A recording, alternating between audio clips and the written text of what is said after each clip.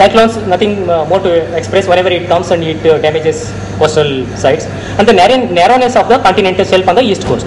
If you see on the west coast, the deepest water, to reach to the deepest water, at least you will have to travel more than 200 nautical miles from the coast. Whereas on the east coast, if you see that it is just 40 nautical miles, you can reach to the deepest point.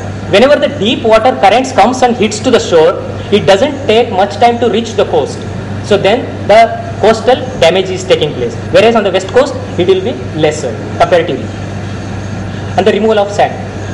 Then what we did is that Survey of India topographic chart of 1970 and 1930, these two were studied.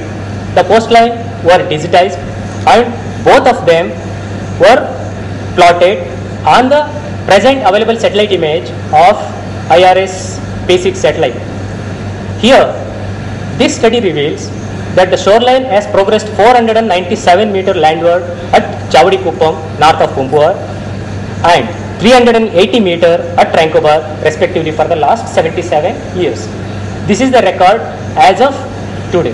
Then there may be many reasons also other than what I have mentioned. There may be some more reasons for the coastal erosion and all these things. Now, during the course of explorations at Pumpuar, we found one shipwreck. The shipwreck was, it has this 1.2 meter length cannon, and then these are all gunpowder boxes. This was found at 19 meter, so it is about 32 meter in length and 17 meter in width, lying on the east-west direction. These are the leading guards from the wreck. There are huge number of leading guards were found from the shipwreck. On the opposite, it is written W. Blackett. On the reverse, 1791-92. On the first right side, you can see the 1791-92. And then these are the rudder guardian, rudder, and the porthole of the remains of the shipwreck. This is Kodikere. This is popularly known as Chola Lighthouse. This may be the watchtower or the Chola Lighthouse. The first picture was taken earlier. The next one was, so it has fallen down now as of till date. If you see on the eastern side of Kodikere, there the erosion taking place. On the southern side of the, where the tip is there, the southern side is the accumulation. Sand accumulation is taking place. Here, for the first time, we could find the stone anchor quarry. Stone anchor were the anchors which were used for the boats. This was the earliest form. And then we have studied these stone anchors were found last 1500 BC at Cyprus and Syria and many places. But so far, nowhere it is found where the stone anchors were made.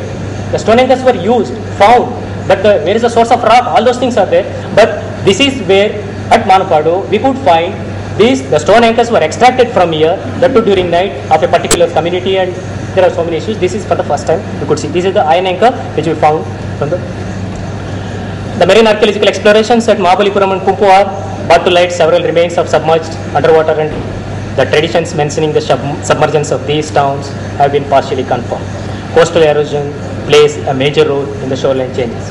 According to Ramian, one the geologist, he says that 55 centimeter per year is taking place, coastal erosion at Mahabalipuram. The study on shoreline changes reveals that the shoreline has progressed 497 meter landward at Chavadikuppam and 380 meter at Tranquebar for the last 77 years. If this trend continues in the same manner, the coastal archaeological monuments at Mahabalipuram, Pumpuar, and Tranquebar will vanish in due course of time. This study helps to understand the vulnerability to the coastal archaeological monuments. The findings of late guards from the Pumpuar shipwreck indicate the maritime trade during 18th centuries. Finding the anchor quarry at Manapadu adds new chapter in the history of stone anchors. Thank you, sir. Thank you very much.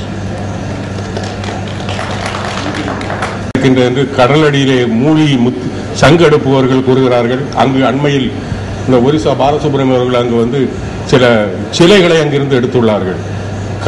Kumari கண்டத்தை ஒட்டி இருந்த பகுதி என்பதால் நிறைய சான்றுகள். அது குமரி மாவட்டத்தில் இன்றும் மணமான தம்பதிகள் தேரை பார்த்த பிறகுதான் கடலை பார்க்க வேண்டும் என்று நியதி உள்ளது. தேரை காணுமுன் திரை காணுமுன் தேரை காண வேண்டும் என்பது பழமொழி. இன்றும் அது நடைபெற்று வருகிறது. இந்த சுசீந்திரம் தேரோட்டத்தை பார்த்த பிறகுதான் கடலை பார்ப்பார்கள். காரணம் நமது மூதாதையர்கள் அதை அழித்தது. இன்றும் அது இன்றும் உள்ளது.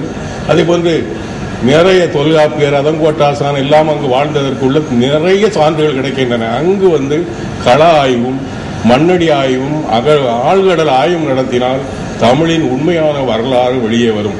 தொல்காப்பியர் காலத்தை பற்றி பலர் கூறுகிறார்கள்.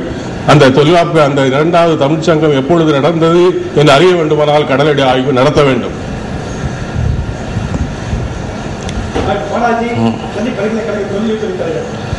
கட்டுரையாளர் கடல் ஆய்வு நடந்த 2 பகுதிகளை பற்றி கூறியுள்ளார். என்னுடைய வினா, காவேரி பூம்பட்டினத்தை கடந்த நூற்றாண்டுல வார்ஃப் எல்லாம் கண்டுபிடிச்சிருக்காங்க. அது ஆன்ஷோர் எக்ஸ்கவேஷன்ல கண்டுபிடிச்சிருக்காங்க. இப்போ கடல்ல ஆஃப்ஷோர்ல இருந்தது ஸ்ட்ரக்சர்ஸ் எல்லாம் இருக்குன்னு சொல்றாங்க, எல்லாரும் இருக்கு. அது எப்படி கோரிலேட் பண்றது? That is onshore in the structures. That is wharf. English, yeah, okay. So in the last century, the ASI already discovered the wharf and reservoir and many other structures on the onshore. Okay. So particularly I am concerned about the wharf. So wharf normally situated on the coastal line. Okay. And now we used to say that there is already another city below the sea. Okay. And if that is so, how we can correlate the wharf which we already discovered onshore and the some remains which are already available which we are saying under the sea? Okay. Here what I wanted to say is that even if you go any places, so like that river wharf, this river, what it refers is that it's not on the coastline. It was on the river bank of river Kaveri. Then once the river Kaveri enters so long, then definitely there may be the habitational evidences which were there further off sea. If they would have said the wharf is on the coast, then it is difficult to comment on this. And then the pottery and all whatever we found from 1 meter below the sediment, so that it clearly it says that it's a amphora piece and the early historical pottery, there is no doubt about it. That it was not surface collection, it was below the sediment. So that is what my interpretation is, that was on the river bed. நன்றி. கட்டுரையாளருக்கும் விளக்கம் கேட்டவர்களுக்கும் நன்றி. அடுத்து சின்ன மாற்றம். R Vijayanathan அவர்கள் இலக்கியம் தரும் தொழிலின் வரலாற்று சான்றுகள் என்ற மிக முக்கியமான ஒரு கட்டுரை பற்றி படிக்க. அந்த இலக்கியம் நமக்கு தொழிலுக்கு ஏராளமாக கொடுத்திருக்கிறது. பதுக்கை, நடுகள், நெடுநிலை நடுகள் போன்ற சொற்கள் எல்லாம் நாம் தொழிலில் பயன்படுத்துவது இலக்கியத்தில் தான். நேற்று கூட இது தொடர்பான ஒரு சிறு கட்டுரையை நான் அளிக்க நேர்ந்தது. இப்பொழுது ஐயா அவர்கள் இலக்கியம் தரும் தொழில் வரலாற்று சான்றுகள் என்ற தலைப்பை பற்றி தம்முடைய ஆய்வறியை அளிப்பார்கள்.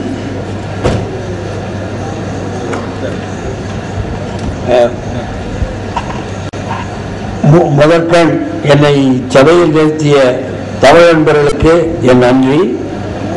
நான் தொழில்முறையில் பிசிக்ஸில் PhD வாங்கி பிசிக்ஸில் ப்ரொஃபஸராகி பிசிக்ஸில் ரிட்டையர் ஆனவன்.